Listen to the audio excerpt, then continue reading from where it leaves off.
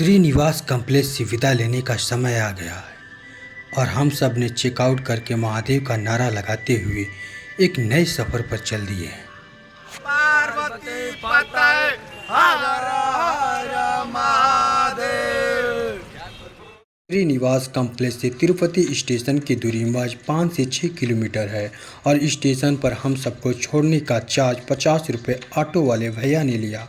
दोस्तों, आज हमारा तिरुपति में तीसरा और आखिरी दिन है। तिरुपति स्टेशन हम सबका सुस्वागतम करता है। जैसा कि आप जानते हैं, हमारा कॉलेज टूर है। अगर आपने फर्स्ट वीडियो देखा होगा तो अभी हमारी ट्रेन रामेश्वरम ओखा को आने में 2 घंटे का समय था। रामेश्वरम यहाँ से 717 किलोमीटर दूर, यानी आज पूरा दिन ट्रेन में ही खत्म होने वाला है, क्योंकि 11 घंटे का सफ़र है और अभी 6:10 हो रहे हैं। हमने स्टेशन पर ही कुछ वीडियो फ़ोटो शूट किया और फाइनली हमारी ट्रेन भी आ गई। इस बार हम सभी की सीट एक ही बोगी में है दोस्तों, तो मस्ती से सफ़र कटने वाला है, क्योंकि हम लोग साथ साथ जो रहेंगे।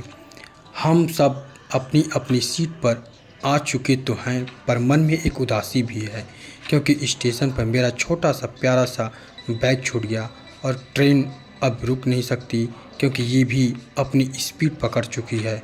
वैसे मैंने कंप्लेन कर दी है, शायद मिल जाए, पर रास्ते जैसे जैसे भी हों, दोस्तों का साथ हो तो गम भी भुलाया जा सकता है। सपनों की रानी कब आएगी तू, आए रुत मस्तानी कब आएगी तू, कट जाए जिंदगानी कब आएगी तू, चलिया तू चलिया, प्यार की गलियां, प्यार की गलियां, सब रंग रलियां ढूंढ रही है, प्यार की गलियां, बाग की गलियां, सब रंग रलियां ढूंढ रही है। कट में कब आएगी तू, मेरे सपनों की रानी कब आएगी तू, आए कहते हैं उम्मीद की रोशनी है जब तक सफ़र जारी है, तब तक मंजिल मिलेगी आज नहीं तो कल तक।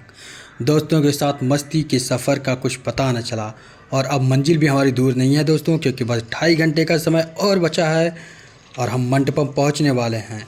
दोस्तों, मंडपम से रामेश्वरम की दूरी 22 किलोमीटर है और हमारी बस ने पंबन ब्रिज से होते हुए सीधे रामेश्वरम मंदिर के पास लाकर छोड़ गई। और अब मंदिर के पास आने के बाद नींद कहाँ, होटल में बैग रखे और हम सब मित्र लोग रात्रि में ही घूमने निकल पड़े। अभी मंदिर बंद है, फिर भी हम लोगों ने सोचा क्यों न चल के पता करें कहाँ से कब लाइन में लगना है, ताकि जानकारी रहेगी, तभी तो कल सुबह पहले लाइन में लगकर दर्शन किया जाएगा। दोस्तों, आपकी जानकारी के लिए बता दूं कि हिंदू धर्म के 4 धामों और भगवान शिव के 12 ज्योतिर्लिंगों में से एक श्री रामेश्वरम ज्योतिर्लिंग है। रामेश्वरम मंदिर तमिलनाडु राज्य के रामनाथपुरम जिले में स्थित है। यह मंदिर रामनाथ स्वामी मंदिर के नाम से भी जाना जाता है। जिस तरह उत्तर भारत में काशी का महत्व है, ठीक उसी तरह दक्षिण भारत में रामेश्वरम का महत्व है। चारों ओर से हिंद महासागर और बंगाल की खाड़ी से घिरा रामेश्वरम एक शंख के आकार का द्वीप है। सदियों पहले यह द्वीप भारत की मुख्य भूमि से जुड़ा हुआ था। धीरे धीरे सागर की लहरों से कटकर यह द्वीप अलग हो गया। दोस्तों, यह रामेश्वरम मंदिर का ईस्ट गेट है और ईस्ट गेट से लगा यह मार्ग सीधे अग्नि तीर्थम की तरफ जाता है। दोस्तों, दर्शन से पूर्व अग्नि तीर्थम में स्नान किया जाता है। दोस्तों, काफ़ी रात्रि हो गई है, परंतु अब हम सब अग्नि तीर्थम घूम कर ही जाने वाले हैं। वैसे भी घूमने आए हैं तो सोना क्या, रात्रि के समय काफ़ी शांति का माहौल है और चारों तरफ का माहौल एकदम सनसनाती हुई हवाओं में लहलहा रहा है। वाह, कितनी प्यारी हवाएं चल रही हैं। दोस्तों, अगर आप अग्नि तीर्थम में पिंडदान, सर्प शांति, गौदान जैसी पूजा करवाना चाहते हैं तो उसका सभी भक्तों के लिए एक फिक्स रेट लगा हुआ है, आप देख सकते हैं, क्योंकि इसी रेट के हिसाब से ही आप पंडित जी को जो भी देना हो दे सकते हैं। तो सुबह होते ही हम सब अग्नि तीर्थम स्नान के लिए चल दिए।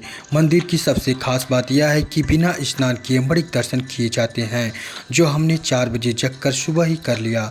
मणिक दर्शन की टाइमिंग 4 बजे से 6 बजे तक की ही होती है। उसके बाद रामेश्वरम दर्शन किए जाते हैं। मणिक दर्शन तो हो गए भैया, अब हम समुद्र के दर्शन करना चाहते हैं। पहली बार समुद्र देखना है। अभी तक तो बस हमने किताबों में और वीडियो में ही देखा है। 4 गेट है यहाँ पे, आपको रामेश्वरम में 4 गेट हैं। एक आपको 22 कुंड की तरफ ले जाएगा और एक रास्ते से आप दर्शन करेंगे प्रभु जी का, और एक से निकलना होता है। दोस्तों जैसे जैसे समुद्र के किनारे हम पहुंच रहे हैं, हमारी एक्साइटमेंट बढ़ती जा रही है, क्योंकि समुद्र की लहरों जी देखनी है। कैसा लगता है समुद्र? वाह, अद्भुत नज़ारे हैं सच में दोस्तों, मैं बता नहीं सकता अपनी खुशी का ठिकाना। जहाँ तक नज़रें आप दौड़ा सकते हैं दौड़ा लीजिए, जल ही जल है। तो भैया हम भी चल दिए समुद्र में स्नान करने। आप देख सकते हैं हमारे दोस्तों की मस्ती और उनकी उछल कूदल। तो दोस्तों अब तो हमें भी रहा नहीं जा रहा है, पानी को देखकर तो जी करता है बस हम गोते लगाते रहें। और दोस्तों देख सकते हैं हमारे गुरुजी लोग भी पीछे नहीं हैं, वो लोग भी आ गए हैं समुद्र की लहरों में गोते लगाने के लिए। और इनको कोटि कोटि धन्यवाद जो इन्होंने हम लोगों को गाइड किया और यहाँ तक लाए। अब दोस्तों हम बात करते हैं अग्नि तीर्थम के बारे में। ऐसी मान्यता प्रचलित है कि जो भक्त इस स्थान पर स्नान करता है उसके सभी पाप धुल जाते हैं। यहाँ के तीर्थम से निकलने वाला पानी अपने साथ चमत्कारी गुण लिए हुए है। अग्नि तीर्थम को प्राथमिक समुद्र तट माना जाता है जो मंदिर से जुड़ा हुआ है। यह मंदिर के पूर्वी गेट के सामने स्थित है। भगवान अग्निदेव साबित करने के लिए प्रकट हुए थे, जिन्हें माता सीता ने छूकर अपनी पवित्रता का प्रमाण दिया था। यहीं पर स्नान कर भगवान शिव की पूजा की थी।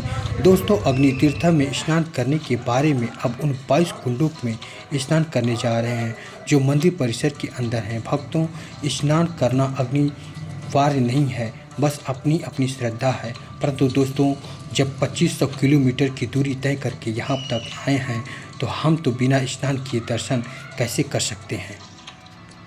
भक्तों मंदिर के नार्थ गेट से स्नान के लिए जाया जाता है। यह रहा नार्थ गेट। दोस्तों 22 तीर्थों के जल से स्नान कराने के लिए 25 रुपये प्रति व्यक्ति रसीद कटानी होती है, जो मंदिर परिषद के अंदर ही कटाए जाते हैं। अंदर जाते ही तीर्थों के कुंड से स्नान कराना शुरू हो जाता है। यहीं के कार्यकर्ता लोग बाल्टी से पानी खींचकर लगातार लोगों पर डालते रहते हैं। कहते हैं कि भगवान श्री राम ने अपने बाणों से इन कुंडों का निर्माण किया था। समुद्र के खारे पानी के किनारे होने के बावजूद भी इन कुंडों में मीठा जल आता है। वैज्ञानिक के अनुसार कुंडों से जल से स्नान करने से शरीर के कई रोगों से छुटकारा मिलता है। तमिल साहित्य की सर्वश्रेष्ठ रचना कंब रामायण में इस तीर्थ से जुड़ी एक कथा का उल्लेख भी मिलता है। महर्षि कंबन द्वारा रचित कंब रामायण में वर्णित एक कथा के अनुसार भगवान राम जब लंका पर चढ़ाई करने के लिए समुद्र के किनारे पहुंचते हैं तो उन्होंने लंका पर विजय प्राप्त करने के उद्देश्य से एक शिवलिंग की स्थापना की और यज्ञ करने का निश्चय किया। इस यज्ञ की पूर्ति के लिए किसी योग्य आचार का होना अत्यंत आवश्यक था। ऐसे में किसी ने भगवान श्री राम को सुझाव दिया कि रावण एक प्रकांड पंडित होने के साथ साथ शिव जी का परम भक्त भी है। यदि रावण इस यज्ञ के लिए आचार पद का स्वीकार कर ले तो आपका मनोरथ अवश्य सिद्ध होगा। भगवान राम यह भी जानते थे कि भगवान शिव की पूजा के लिए आचार्य बनने का प्रस्ताव रावण नहीं ठुकरा सकता। भगवान राम ने जामवंत के माध्यम से आचार्य पद का प्रस्ताव रावण को भेजा। रावण को जब इस बात का पता चला कि लंका पर विजय प्राप्त करने के उद्देश्य से यज्ञ करने जा रहे हैं, इस यज्ञ के लिए रावण को आचार्य बनना चाहते हैं, तो उसने तनिक देर विचार करने के बाद जामवंत से कहा कि राम से जाकर कहना रावण ने आचार्य पद स्वीकार कर लिया है और वह माता सीता को लेकर यज्ञ के लिए अवश्य पहुँचेगा। अपने वचनानुसार रावण यज्ञ के लिए आया। माता सीता को अपने साथ लेकर राम जी के कहने पर हनुमान जी कैलाश पर्वत शिवलिंग लाने चले गए। उन्हें आने में देरी हो गई। तभी माता सीता ने बालू के रेत से अपने हाथों से स्वयं शिवलिंग की स्थापना की और विधि पूर्वक उसकी पूजा अर्चना की। इस प्रकार रावण के आचार सम्मत यज्ञ संपन्न हुआ। यज्ञ पूर्ण होने पर भगवान राम और माता सीता अत्यंत विनम्रता से रावण को प्रणाम किया और आचार्य रावण ने भी भगवान राम को विजयी होने का आशीर्वाद दिया। वहीं माता सीता को अखंड सौभाग्यवती होने का आशीर्वाद दिया। इस प्रकार रावण एक स्वयं अपने शत्रु को अभिपुष्टि के लिए आशीर्वाद दिया। अपने परम भक्त रावण के आचार सम्मत इस यज्ञ से प्रसन्न होकर भगवान शिव ने श्री राम को विजयी होने का आशीर्वाद दिया। विजय श्री का आशीर्वाद लेने के बाद राम भगवान शिव को यहीं निवास करने के लिए विनती की। भगवान राम की भक्ति देखकर शिव जी वहीं विराजमान हो गए।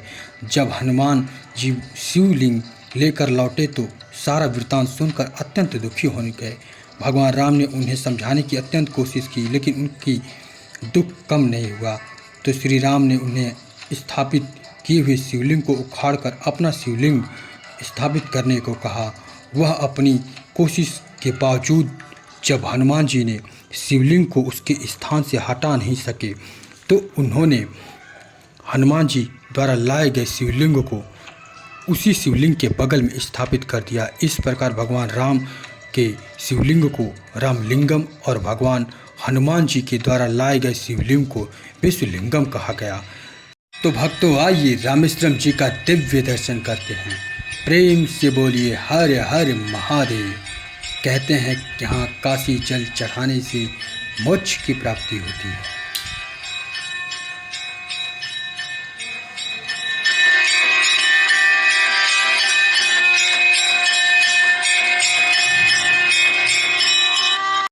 भक्तों, मंदिर परिसर में ही माँ विशालाक्षी माता जी के गर्भगृह के निकट ही 9 ज्योतिर्लिंग है जो लंकापति विभीषण द्वारा स्थापित किए गए हैं।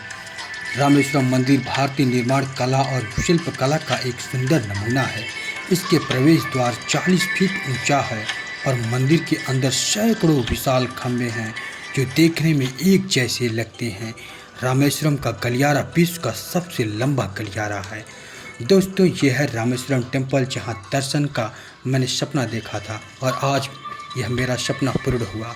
दोस्तों, मंदिर दर्शन सुबह 3 बजे से प्रारंभ हो जाता है और आप जितनी जल्दी आओगे उतनी ही कम भीड़ में होगी। मंदिर के अंदर जूता, चप्पल, फ़ोन, कैमरा अलाउड नहीं है। और दोस्तों, पुरुषों के लिए कुर्ता, महिलाओं के लिए साड़ी ही अलाउड है। अगर आप जल्दी दर्शन करना चाहते हैं तो स्पेशल लाइन की सुविधा भी है यहाँ, जिसका 200 चार्ज है, तो साथ में पैसा ले जाना ना भूलें। अगर आप 22 कुल्लू का जल घर ले जाना चाहते हैं तो वो भी मंदिर के अंदर ही मिल जाएगा।